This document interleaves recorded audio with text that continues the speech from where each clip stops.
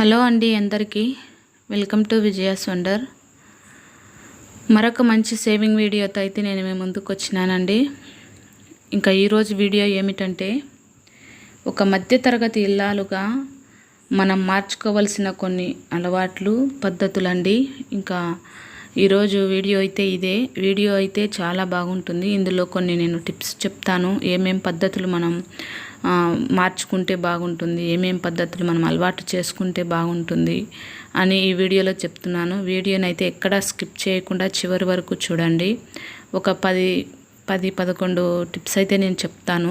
వాటిని అన్నిటిని మీరు నోట్ చేసుకోండి. అన్నీ పాటించాలని కాదు, కనీసం 2-3 అయినా మీరు ఫాలో అయినారంటే మీకు చాలా ఉపయోగపడుతుందండి. ఇది నేను పాటించి అలవాటు చేసుకొని నేను మీకు చెప్తున్నాను.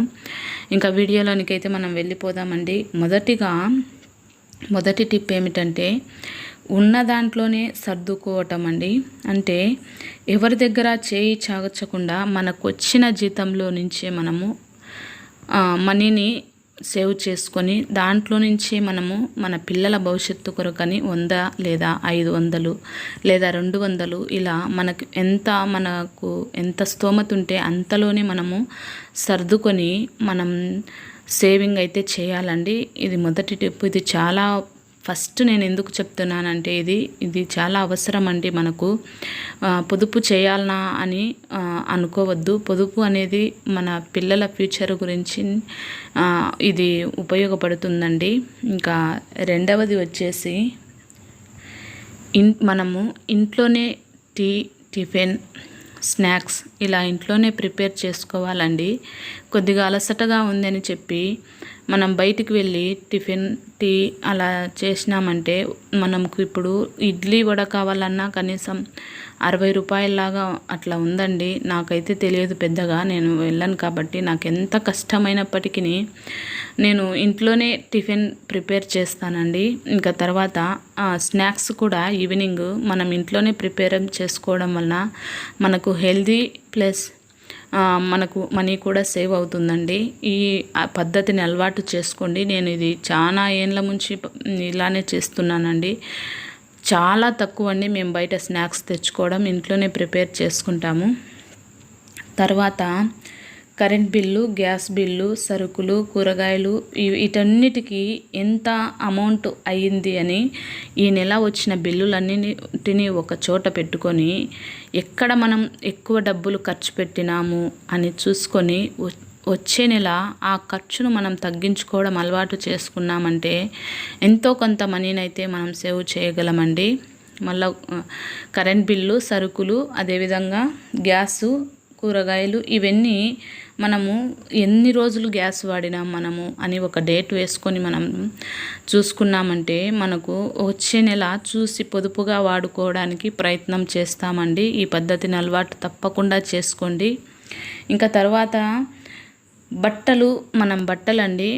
ఈ బట్టలు ఐరన్ ఎంతవరకు అయినా ఇంట్లో చేసుకుంటే చాలా మంచిదండి. ఇంకా ఆ తర్వాత బట్టలకు గంజి పెడుతుంటాం కదా, కాటన్ శారీస్కు, మన భర్త చీరలకు, మన భర్తల బట్టలకి, వాటన్నిటికీ మనం ఇంట్లోనే గంజి ప్రిపేర్ చేసుకుంటే సరిపోతుందండి. ఒక 10 రూపాయలు ఇచ్చినామంటే సగ్గుబియ్యం వస్తాయి. వాటిని ఉడకపెట్టుకొని వడవార్చుకొని మనం బట్టలకు పెట్టేసినామంటే నీట్గా ఉంటుందండి.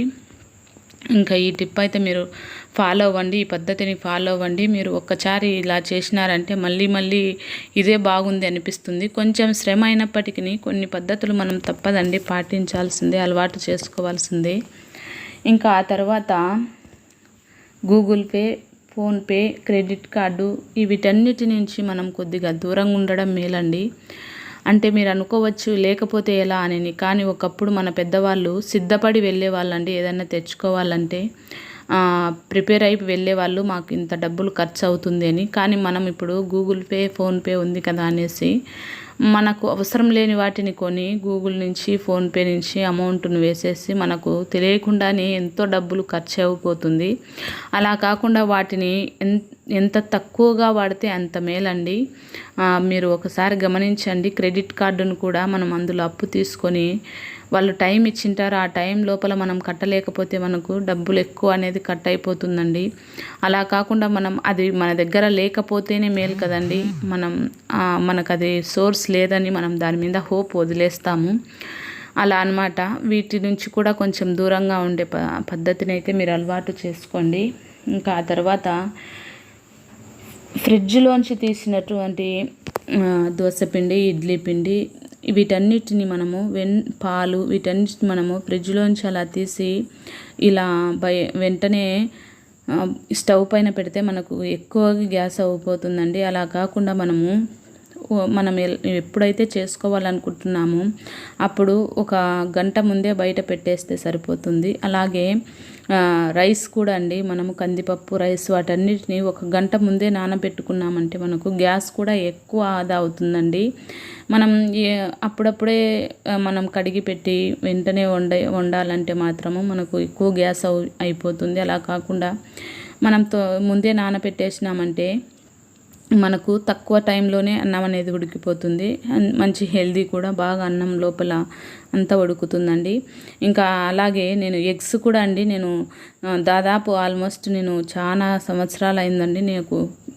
నేను సిటీలో ఉన్నప్పటికీ నాకు 4 years ఫ్రిడ్జ్ లేదు. అందుకని నాకు అలానే అలవాటు అయిపోయింది. ఎగ్స్ నేను ఫ్రిడ్జ్లో పెట్టానండి. నాకు ఎన్ని కావాలనో అన్నీ తెచ్చుకుంటా. ఒక 3 రోజులకు సరిపడా ఎగ్స్ తెచ్చుకుంటానండి. ఇంకా తర్వాత మళ్ళీ తెచ్చుకోవచ్చు కదా అనే ఉద్దేశంతో ఎప్పుడు అక్కడ కూడా మనకు ఫ్రెష్గా వస్తుంటాయి. మనం ముందే తెచ్చి పెట్టుకున్నామంటే అక్కడ వారం రోజులు స్టాక్, మన ఇంట్లో వారం రోజులు స్టాక్. అలా కాకుండా మనము ఎగ్స్ అనేది ఎప్పటికప్పుడు ఒక 3 daysకు సరిపడా తెచ్చుకుంటే సరిపోతుందండి. ఇంకా ఈ తర్వాత టిప్ ఏమిటంటే ఆన్లైన్ షాపింగు, ఫుడ్డు, ఇంటికి కావాల్సినటువంటి వస్తువులండి.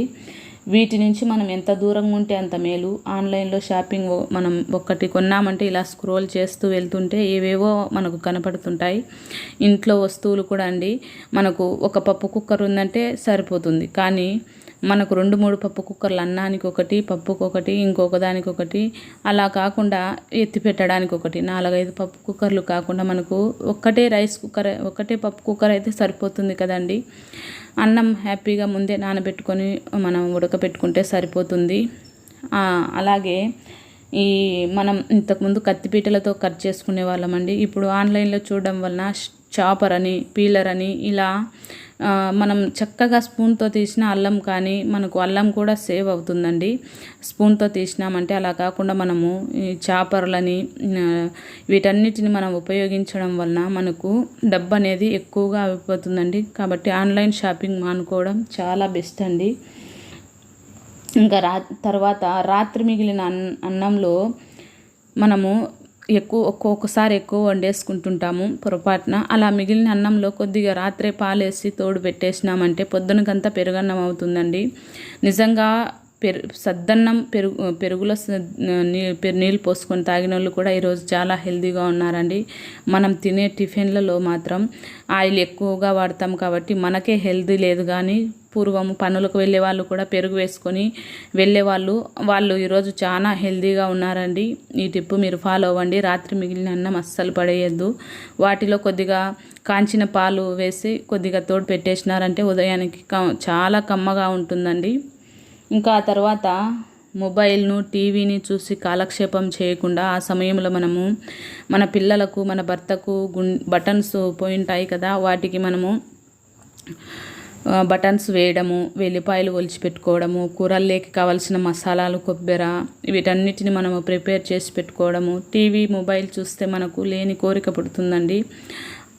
ఏదేదో కొనాలని, ఏదేదో తీసుకోవాలని, ఇంటిని బాగా డెకరేట్ చేసుకోవాలని అలా అనిపిస్తుంది. అలా కాకుండా ఆ సమయంలో చిరిగిపోయిన బట్టలను కుట్టు వేసుకోవడం, బటన్లు కుట్టడం ఇలాంటివి మనం చేయడం వలన మనకు సమయం ఎక్కువగా ఉంటుంది, సేవ్ అవుతుంది. అలాగే మనీ కూడా సేవ్ అవుతుంది. ఇంకా తర్వాత చివరిదిగా ఇది అందరికీ అవసరం అండి. నేను మార్చుకున్నాను ముందు ఈ పద్ధతిని. మనం మాటలను కూడా పొదుపుగా వాడుకోవాలండి.